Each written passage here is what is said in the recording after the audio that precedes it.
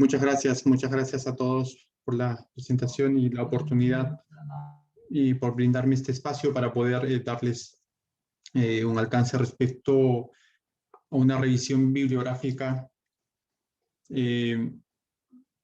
respecto a lo que corresponde a la perspectiva de la resiliencia sísmica en sistemas estructurales en términos de gestión sostenible de riesgo. Disculpe, tengo dificultades, ¿no está cambiando la presentación? A ver,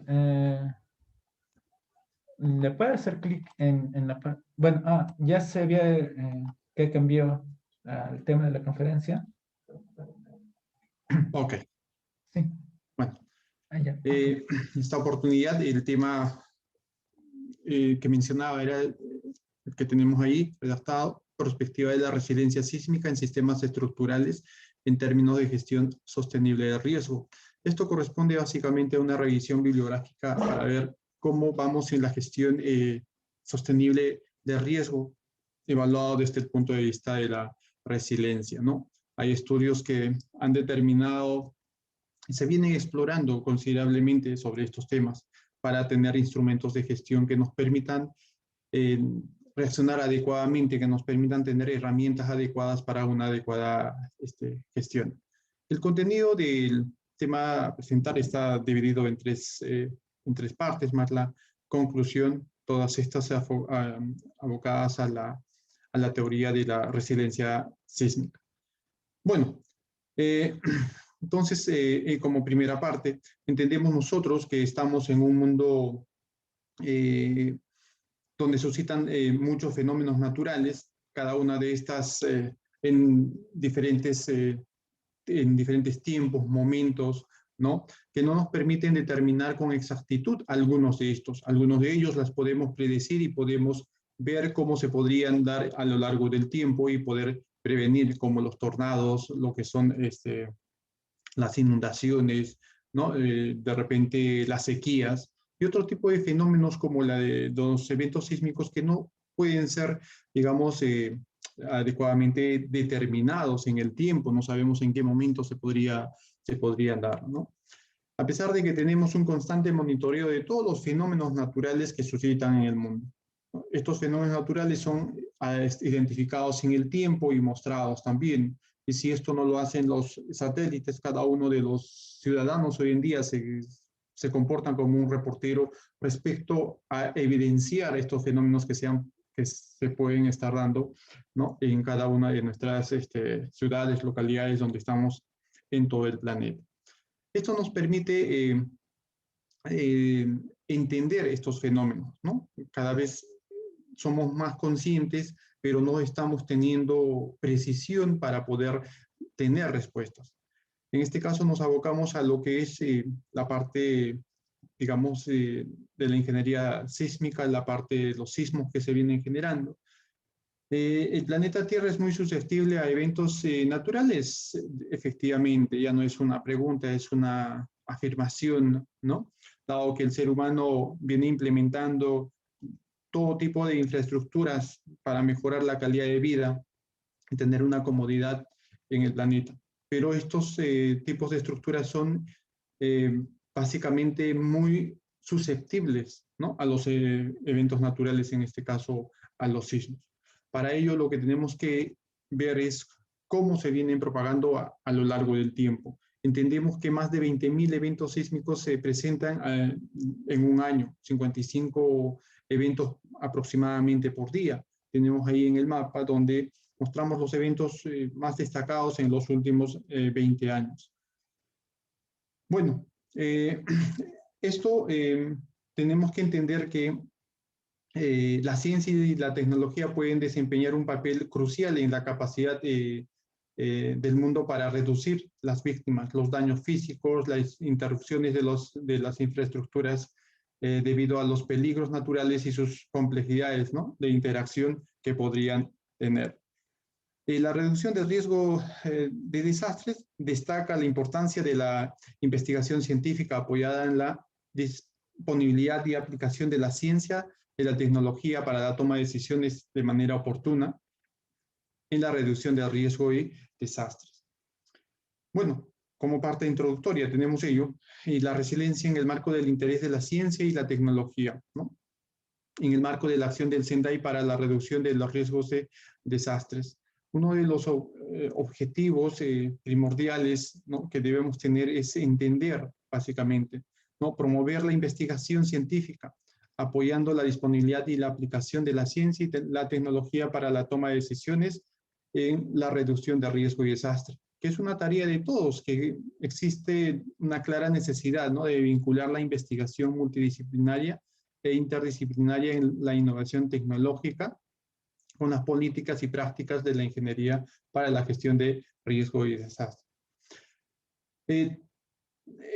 Tenemos 4 aspectos fundamentales que entender, dado que un objetivo general es reducir las pérdidas económicas directas en el número de personas afectadas, minimizar los daños a las infraestructuras críticas, aumentando su resiliencia y mejorar la difusión de información sobre el riesgo de desastres, todo lo cual en el marco del SENDAI estaría lográndose para el 2030.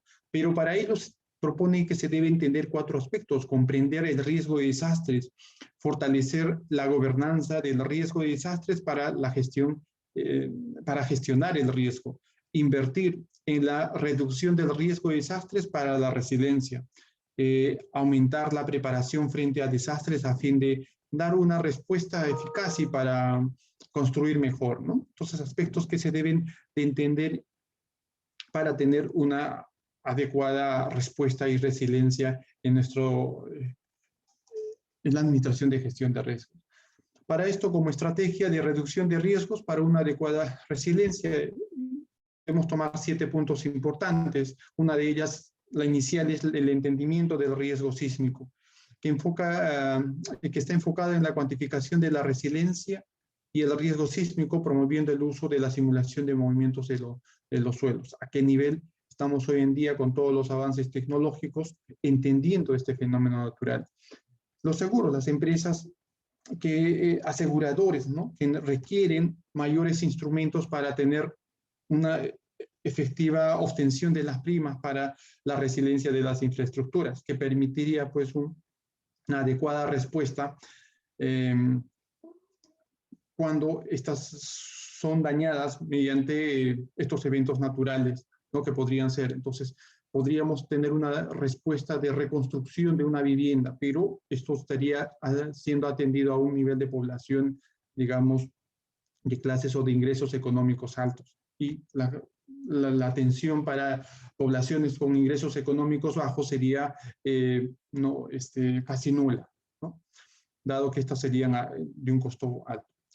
El otro punto son los sistemas de alerta temprana, que es una herramienta para la reducción de riesgo de desastres que la población adquiere para prevenir en tiempos cortos, ¿no?, que es parte y suma a la resiliencia, ¿sí? El otro aspecto son los sistemas de disipación de energía y aisladores sísmicos. Básicamente este punto está bien explorado, ¿no? Se sigue investigando, se sigue trabajando para incrementar la resiliencia en los sistemas, en los diferentes sistemas estructurales. Autocentrado y sistemas de balanceo. Bueno, esto corresponde a la evaluación y el tiempo de vida y post-evento sísmico, que corresponde básicamente en algunos casos o en su mayoría la obtención de las derivas residuales que podrían tener las estructuras, ¿no?, post-evento sísmico o a lo largo del tiempo de vida que podría llegar a tener. Entender los componentes no estructurales, entender sus comportamientos según los parámetros de demanda sísmica para su adecuado aseguramiento. Bueno, por cada una de estas las vamos a detallar. El monitoreo de la salud estructural, que es fundamental, que hoy en día no se está dando la debida importancia. Tenemos algunos colapsos de algunas edificaciones, lo que pasó en Miami, o otros en años pasados, como el desplome de la educación en Colombia, la del Space, ¿no? Bueno, estos aspectos deben ser adecuadamente explorados y entendidos para poder plantear una estrategia de reducción de riesgo para una adecuada resiliencia. Eso es lo que buscamos, dado que los fenómenos naturales son inevitables, ¿no?, que se nos puedan presentar en cualquier momento. lo que tenemos que es preparar los sistemas de respuestas, prepararnos para tener una adecuada respuesta para estos eventos naturales. Bueno, la descripción de cada uno de estos puntos, uno de ellos, la cuantificación del riesgo sísmico, básicamente comprende los impactos potenciales de los peligros naturales en los edificios, las infraestructuras, ¿no?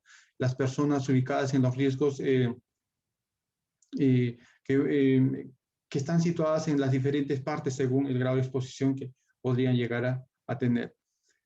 El análisis de riesgo de desastres debido a, digamos, a los eventos sísmicos se evalúa en 3 componentes fundamentales. Una de ellas el modelo de exposición, donde se debe determinar, digamos, el tipo de uso, el estrato, los costos comerciales, costos de reposición, reparación y otros que puedan caracterizar ese grado de exposición, ¿no? Es una base de datos que se debe de trabajar y caracterizar una comunidad en conjunto, ¿no? Según lo que se quiera estudiar. El modelo de amenaza, la magnitud, la distancia focal, la estratificación de los suelos, también se deberían de explorar y caracterizar para así no tener y reducir las incertidumbres, ¿no? Cada uno de estos puntos conlleva una incertidumbre bastante alta. Cada vez vamos acercándonos, la idea es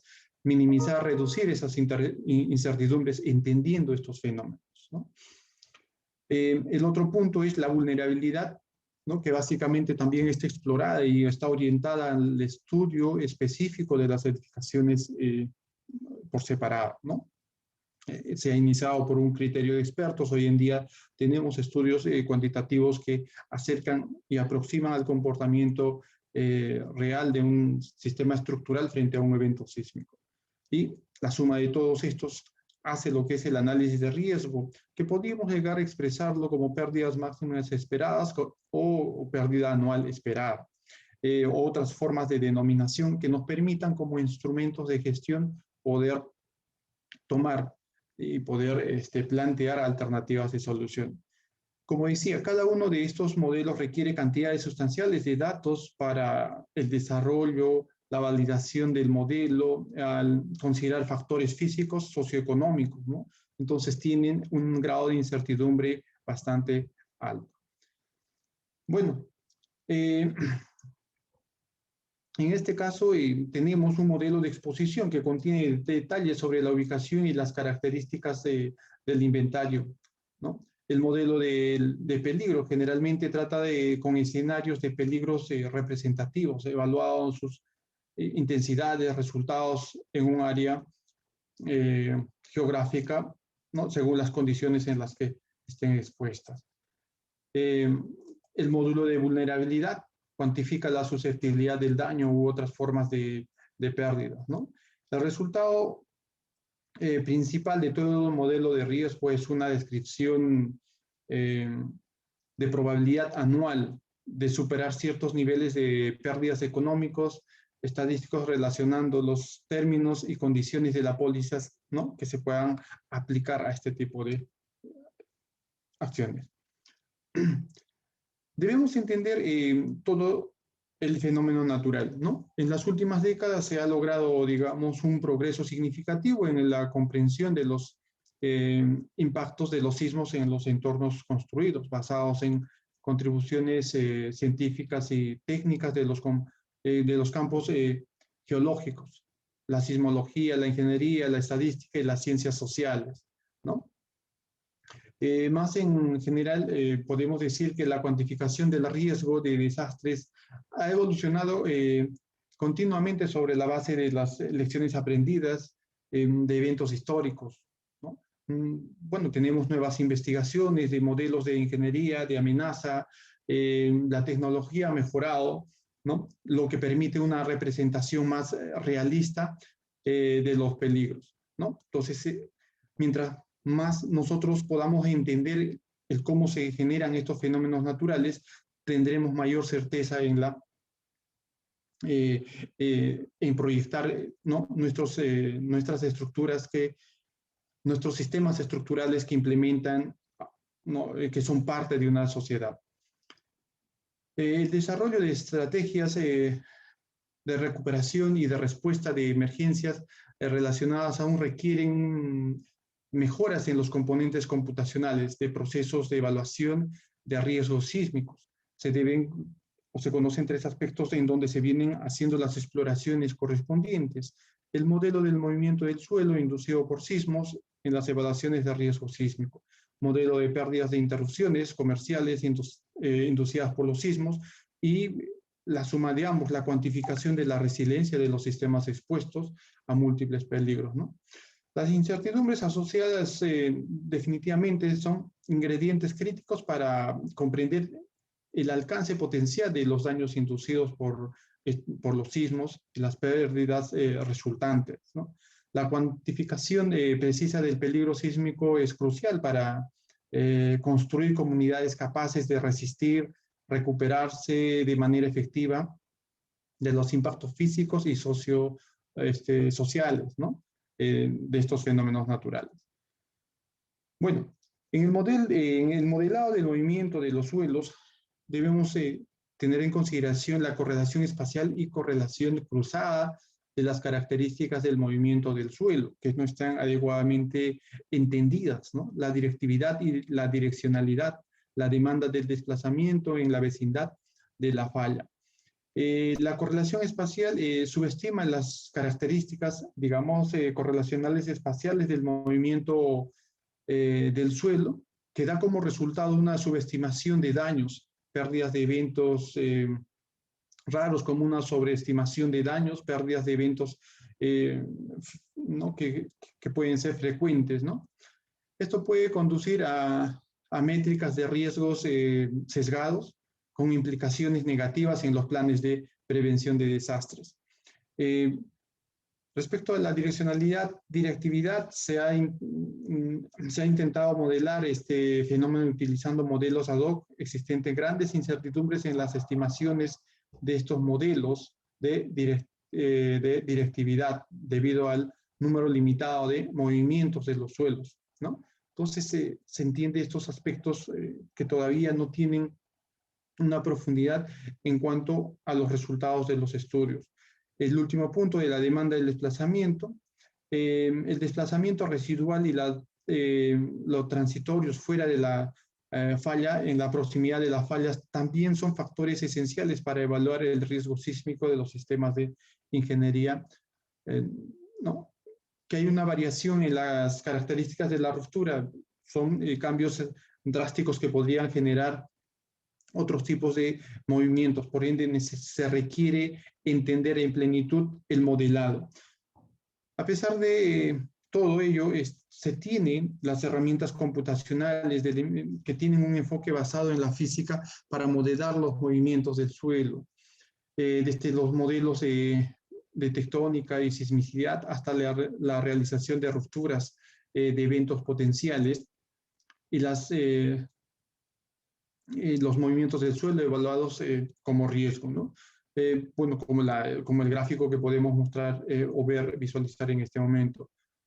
Los avances recientes, podemos decir, en la computación de alto rendimiento han facilitado acciones de movimiento del suelo basados en la física a gran escala.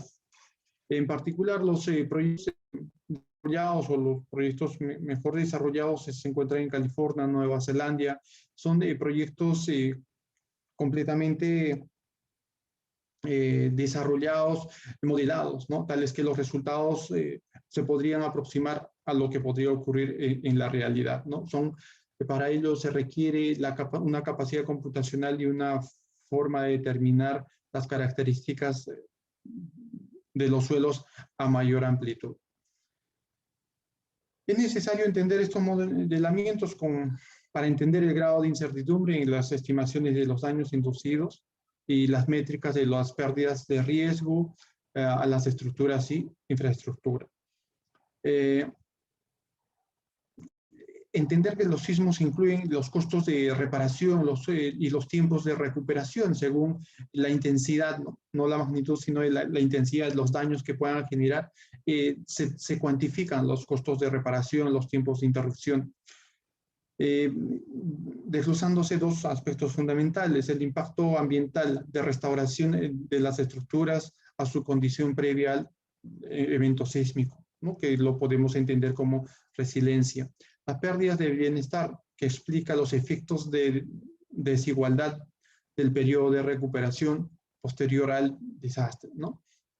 Yo creo que una mejor evaluación de los modelos de pérdidas específicas de la estructura implica datos activos más completos y una validación directa de las predicciones de pérdidas, pero es difícil la obtención de la información necesaria, ¿no? De alta precisión, ¿no?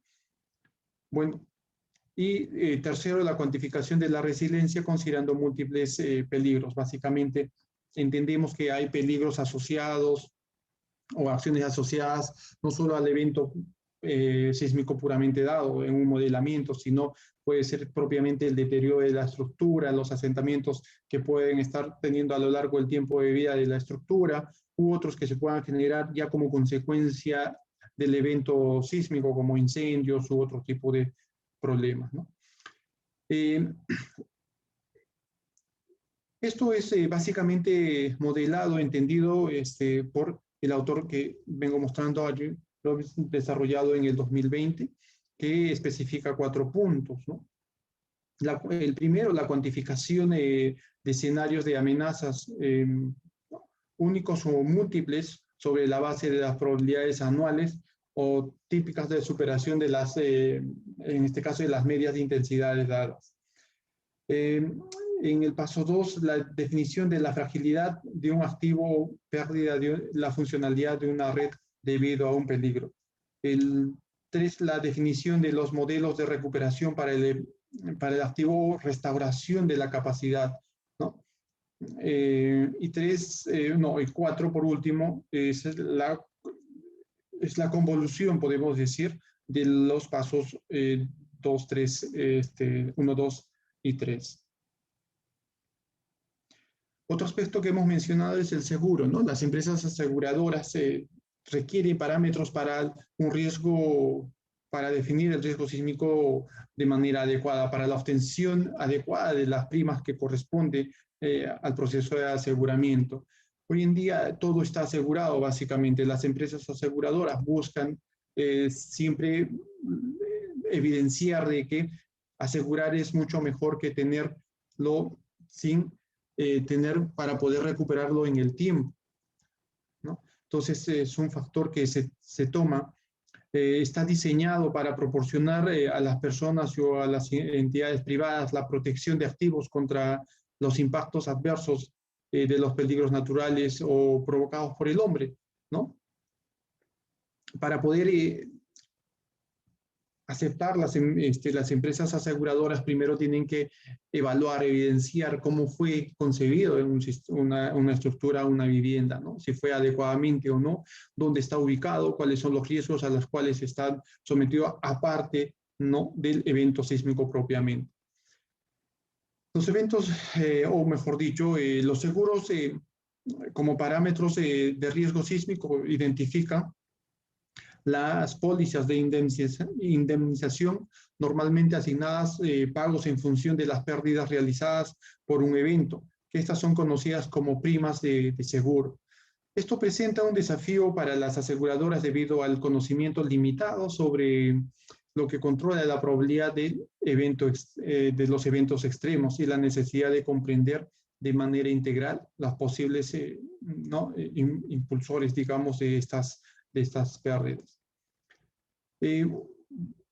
Los eventos sísmicos, así como las sequías, son los menos asegurados en este momento, pero a pesar de ello viene creciendo en el mundo el interés de parte de las personas y de las aseguradoras lograr, ¿no? Asegurar estas estructuras, ¿no? Aproximadamente el 85% de las pérdidas por sismos a nivel mundial reportadas desde el año 2000 ¿no? Se han dado con un alto crecimiento a la fecha. Bueno, el riesgo de base multifacético se puede dividir en partes constituyentes. Algunos ejemplos que podemos considerar: errores en la activación cuando se trata de los seguros, defectos del instrumento, ¿no? Error del mal funcionamiento o la demora en proporcionar información de la magnitud o los parámetros a los cuales estaban asociados esos procesos de aseguramiento, causas próximas, desajustes entre los peligros cubiertos y el peligro final, ¿no? Limitaciones del modelado que podrían también dar una pérdida hacia las aseguradoras.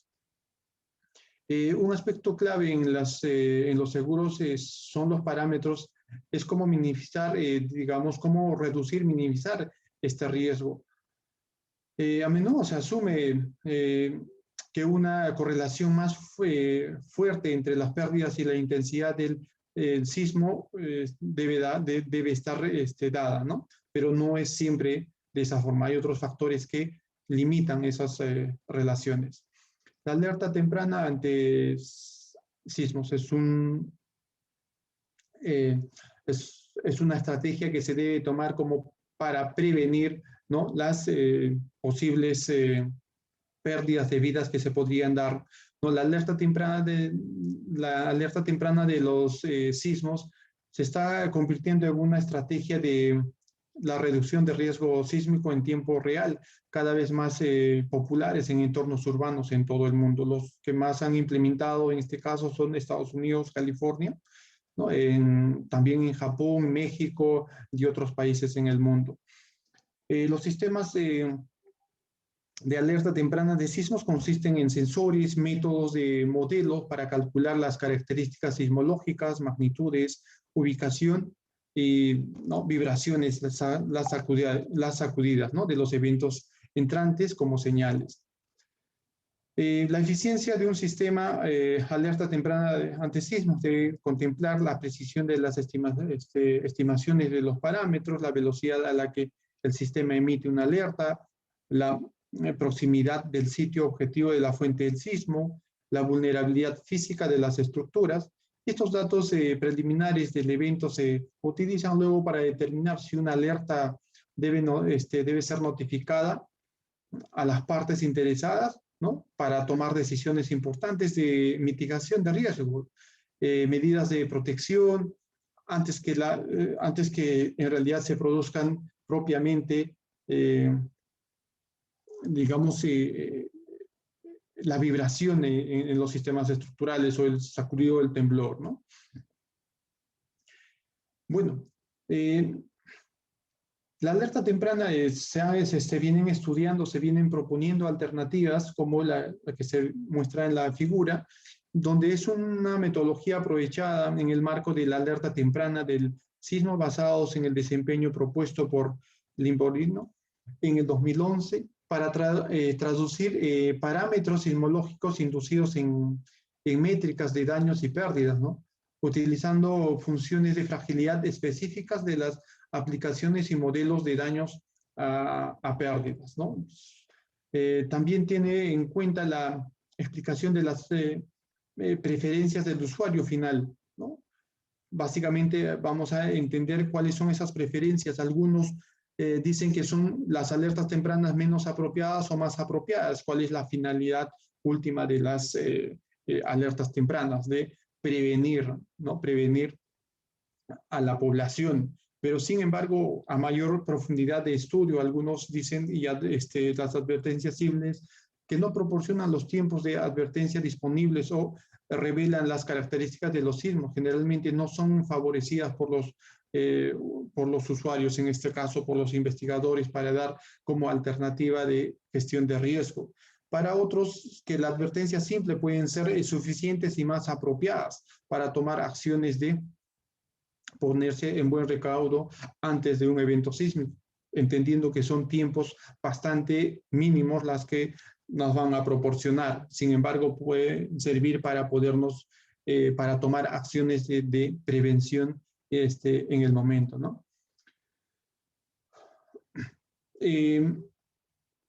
También lo que corresponde a los retos de la implementación de las alertas tempranas de los sismos es una tarea de gobierno, es una tarea de todos, tener el conocimiento del riesgo sísmico, el monitoreo de la alerta, ¿no?, el mecanismo de comunicación y difusión que debemos de tener, un protocolo de accionar frente a estos tipos de eventos naturales, ¿no? Que nos puedan permitir accionar como capacidad de respuesta, ¿no? A estos eventos. Y eso es una tarea en realidad de todos. El otro aspecto es el sistema de disipación de energía y aisladores sísmicos, que básicamente es un tema bastante explorado, entendido ya dentro de la ingeniería estructural. Sin embargo, aún estas están orientadas a estructuras nuevas y a estructuras, digamos, importantes, dado que los costos de implementación son bastante altos, ¿no? Entonces se siguen explorando, se siguen investigando para una implementación para estructuras pequeñas de menor costo, ¿no? El objetivo es mejorar la seguridad y la resiliencia estructural y la infraestructura mediante la implementación de medidas técnicas duras como el uso de sistemas y materiales estructurales novedosos, ¿sí? Bueno, en este caso, como decía, ya lo tenemos bastante claro, estas dos formas de sistemas, ¿no? De disipación de energía o aisladores sísmicos. Bueno, casi siempre tenemos una duda en cuanto a qué es mejor para un proyecto en términos de manejo de la energía sísmica, ¿no? La aislación de la estructura o la disipación. Y la respuesta que vamos a obtener es dependiendo, ¿no? Es qué.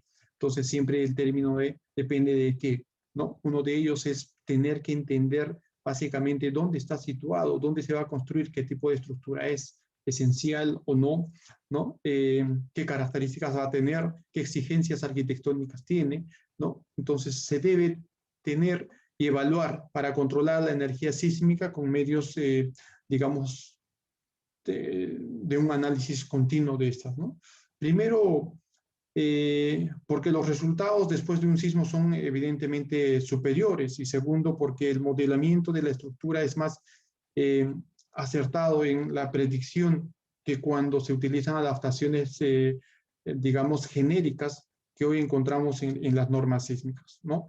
Aún todavía nos tienen una exigencia rigurosa como para poder ser, mejor dicho, los trabajos de investigación no son muy rigurosos, que se puedan plasmar herramientas tales que nos permitan plasmarlo en nuestras normatividades. La tecnología y están basadas en sistemas de controles pasivos, ¿no? Que son estos sistemas de disipación.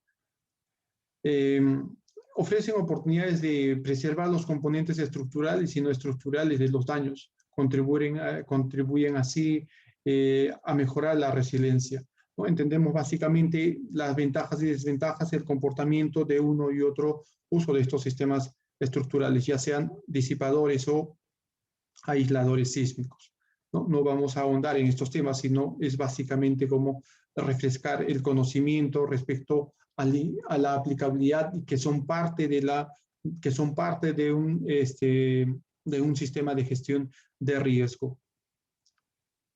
Bueno, el aislamiento sísmico, bueno, como lo digo, y lo que son los dispositivos de amortiguación, los dispositivos de disipación de energía, que son muchos que se siguen estudiando y se van a seguir estudiando, dado que lo que se busca es dar y tener ese alcance, ¿no? A las estructuras pequeñas, dado que en un evento sísmico no solamente, o los más afectados, no son las estructuras grandes que están siendo diseñadas con las actuales normas, sino esas estructuras antiguas que han sido diseñadas con normas, digamos,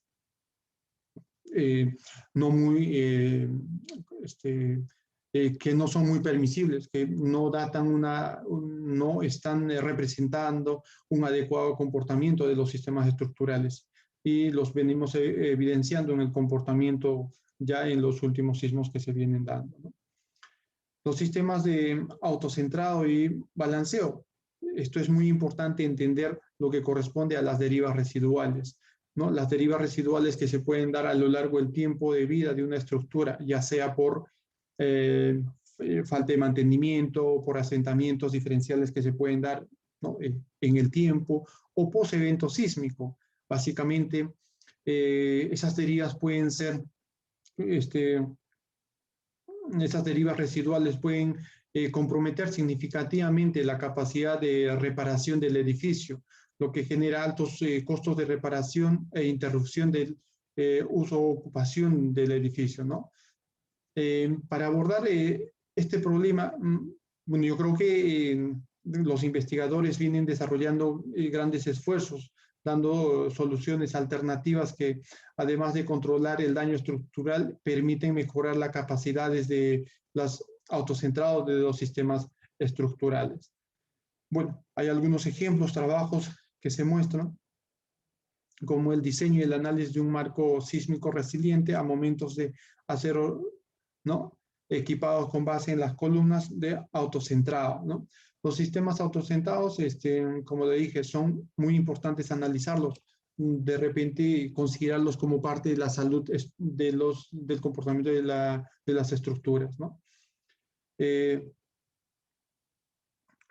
Múltiples estudios se han desarrollado, ¿no?, básicamente con un adecuado monitoreo de las estructuras, ¿no? Se pueden identificar el comportamiento, la verticalidad que podrían llegar a tener las estructuras antes de llegar a un colapso, digamos, sin un evento sísmico. Es mucho mayor con un evento sísmico, es como generarle una carga adicional, ¿no?, a un sistema estructural, ¿no?, frente a un evento sísmico, que para nosotros es conocido como los efectos P delta que se podrían dar, ¿no? Los efectos P delta por la geometría de la estructura, no por los materiales. Pero a lo largo del tiempo esto podría generarse también por los efectos de los materiales, ¿no?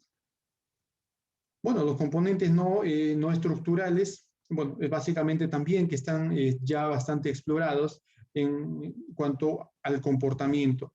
Están orientados a estos elementos estructurales que se manifiestan post evento sísmico y conllevan a pérdidas de vida o a costos, ¿no? Y costos de reposición, de reparación.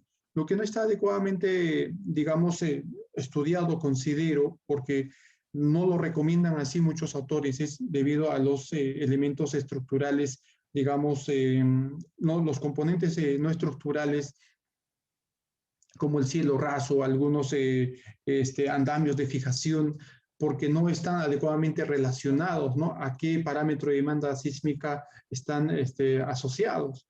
Los muros, el estudio de los muros puede ser, están asociados a la aceleración y a las derivas. Los cielos rasos, básicamente a la aceleración, a la velocidad, ¿no?, que pocos estudios o memorias de cálculo establecen, ¿no?, cuáles deben ser los límites, los parámetros de fijación de estos cielos rasos, digamos, suspendidos, o los andamios en los centros comerciales que han pasado, como esa foto que ando mostrando en el último sismo que hemos pasado estos días, ¿no? Entonces es importante entender los parámetros no estructurales, ¿no?, que estos muchas veces pueden causar pérdidas de vida debido a un colapso en los tiempos de evacuación. Por ejemplo, en un centro comercial que suscite a las 3 de la tarde, 4 de la tarde, cuando la asistencia es alta, entonces, y empiece a temblar, empiecen a desprenderse los cielos rasos, empiecen a perder ese equilibrio los componentes de los andamios, va a generar digamos, muchos accidentes, podría llevar, ¿no?, a generar pérdidas de vidas de manera considerable, ¿no?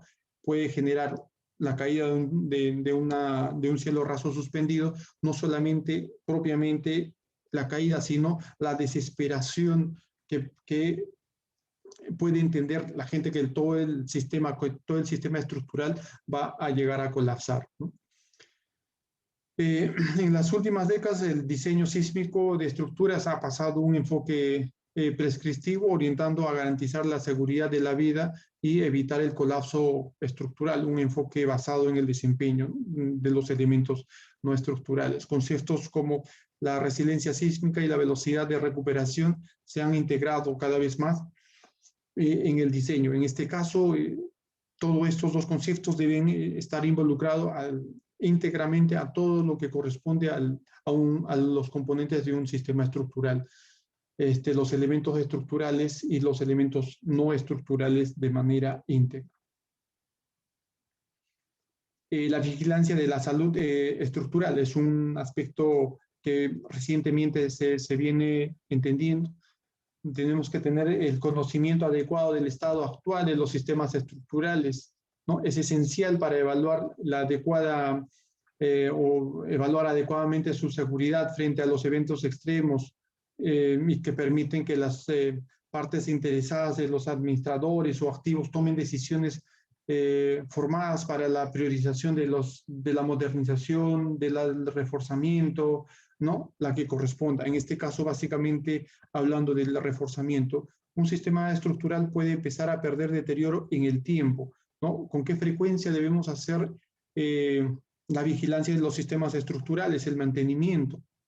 No estructural, no solo arquitectónico. Gran parte de los mantenimientos están basados básicamente en la parte arquitectónica, no en la parte estructural, ¿no? Evaluando la resistencia, la rigidez, ¿no? La verticalidad, la parte geométrica de los elementos estructurales resistentes. Un monitoreo nos permite a nosotros evidenciar cómo viene comportándose a través del tiempo los elementos estructurales.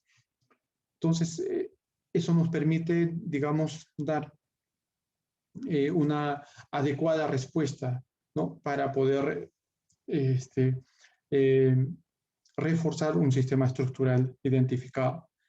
Entonces, durante las últimas décadas, la comunidad de los ingenieros sísmicos ha reconocido el potencial de la instrumentación, ¿no? De la vigilancia de la salud estructural a largo plazo para la evaluación rápida de estructuras de ingeniería civil después de grandes eventos sísmicos. Estas evaluaciones pueden ayudar a tomar decisiones oportunas sobre la seguridad e integridad estructural después de un evento sísmico. Por lo tanto, mejorar la resiliencia de las comunidades frente a las amenazas sísmicas. Es importante entender, básicamente, monitorear, ¿no? Sensorizar todo el sistema estructural, ¿no? En cuanto con su comportamiento. Entender todos los aparatos que pueden componer, que son básicamente sencillos. La implementación debería darse a todos los edificios donde albergan gran cantidad de personas, los edificios residenciales, donde los procesos de evacuación son lentas, ¿no? Entonces se debe entender con a mayor profundidad el comportamiento de estos sistemas estructurales, ya sea post evento sísmico o por el tiempo de vida de un sistema estructural. Bueno, hemos corrido y lo hemos desarrollado rápidamente debido a que estamos fuera ya del tiempo. Como conclusión tenemos de toda esta revisión bibliográfica para una perspectiva de la resiliencia sísmica, fomentar un mejor acceso a las innovaciones tecnológicas, combinando con mayores inversiones en la reducción de riesgos de desastres para desarrollar enfoques rentables y abordar los desafíos globales. Para ello es fundamental vincular la investigación multidisciplinaria e interdisciplinaria y las innovaciones tecnológicas con las políticas y las prácticas de la ingeniería, ¿no? Compartir el conocimiento y promover la discusión sobre avances recientes. Es importante que la academia se involucre en mayor profundidad en estudios macro, ¿no? Que ayuden como instrumentos de gestión de riesgo, establecer y dar herramientas, ¿no? En este caso, para que tomen acciones la parte de quienes llevan y orientan nuestro país, en este caso los que están en los gobiernos, ¿no?